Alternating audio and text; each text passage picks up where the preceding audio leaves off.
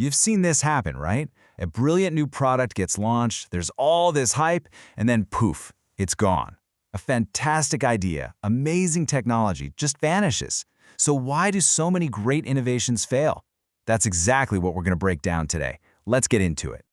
So let's just ask the big question right up front. Why is it that so many genuinely good, clever, and useful products just fizzle out? Is the technology not quite there? Is it just bad marketing? Or is there something else going on, something deeper? And here it is, the simple and kind of brutal truth. A great product is just not enough. You can have the best technology in the world, but if people don't actually choose to use it, it's going to fail. The real story here isn't about invention, it's all about acceptance. Now, to really get this, we need to wrap our heads around two key ideas: adoption and diffusion. Think of it like this. Adoption is your personal decision. It's that moment you, as an individual, say, you know what, I'll give this a try. Diffusion, on the other hand, is what happens next. It's that yes catching on and spreading like a wave across the entire market. Okay, so if getting that individual yes is the absolute first step, what actually drives it? We're going to unpack this whole adoption puzzle by looking at 4 key areas that really decide whether a potential customer is going to give something new a shot. So it all boils down to these 4 things. First, how customers actually see the product itself. Second, what the company behind it is doing. Third, and this is a big one, who the customers themselves are. And finally, you've got everything else happening out in the world. Let's start with what is easily the most important piece of the puzzle, the customer's point of view. It really doesn't matter how great you think your product is. The only thing that matters is what your customer thinks. The legendary sociologist Everett Rogers actually broke this down into 5 key characteristics. First up, relative advantage. In other words, is this new thing obviously, and I mean obviously, better than what I'm doing now? It can't be a tiny bit better. The benefit has to be massive and clear. You know, think about tapping your card to pay versus slowly typing in a PIN. The advantage, speed, convenience, it's just a no-brainer. Second is compatibility. How well does this new thing fit into my life as it is right now? Does it work with my habits, my values? The less I have to change what I'm already doing, the easier it is to say yes. It's why plant-based burgers that look, cook, and taste like meat have done so well. They slide right into the existing routine of making a burger. Third, and oh man, this one is a giant: complexity. Or maybe I should say the lack of it. Is it simple? Can I figure it out without needing a manual? An app with a million features but a confusing interface will almost always lose to a simpler competitor. Simplicity just wins, period.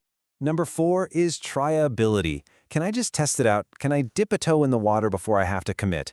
Anything that lets people try something with low risk, like a 30-day free trial or a test drive, just smashes the barrier to adoption. It's all about taking away that fear of making a bad decision. And finally, there's observability. How easy is it for other people to see that I'm using this new thing and that it's awesome? When your friends can see you using and benefiting from something, it creates this powerful social proof. The absolute classic example here is the white Apple earbuds. They were basically a walking billboard for the iPod, showing everyone just how popular and cool it was. But of course, a great product isn't going to sell itself. What the company does is just as critical. They have to nail the marketing, the right product, the right price, getting it in the right place.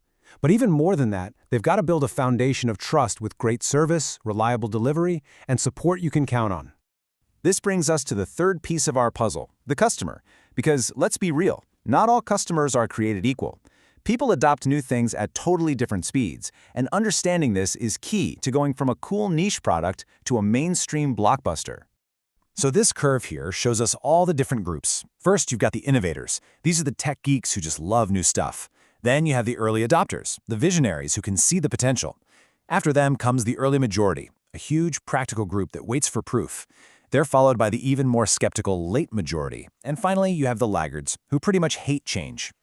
Now this is where things get really, really tricky. There is a massive gap, a chasm, really, between those early adopters and the early majority. See, the visionaries love a cool idea, but the practical majority, they need proof that it actually works, that it's reliable, and that it's a safe bet. This chasm is where most innovations go to die. Just think of Google Glass. The tech enthusiasts thought it was amazing, but it never ever convinced the mainstream that it was a practical, necessary product. And last, you have all the stuff that's pretty much out of your control, the external factors. What your competitors are doing, new government rules, what reviewers are saying, the state of the economy, and just plain old timing. Any of these can suddenly create a huge tailwind or a massive headwind for your innovation.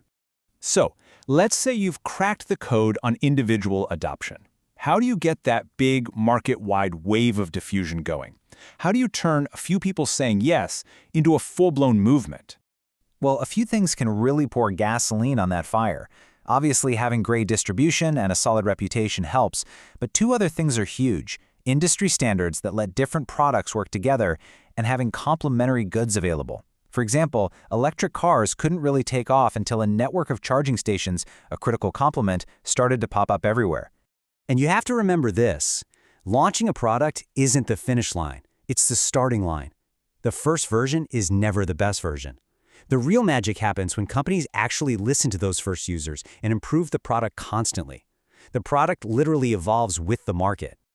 This whole process fits into the classic idea of a product lifecycle. You've got development, introduction, growth, maturity, and then eventually decline. It's a really useful way to think about it, but just remember, it's a general pattern, not some law that's set in stone. Okay, we have covered a ton of ground here, from the psychology of a single person to the dynamics of an entire market. So let's pull it all together into one simple, powerful idea. And here's the formula. Success isn't just about having a great product.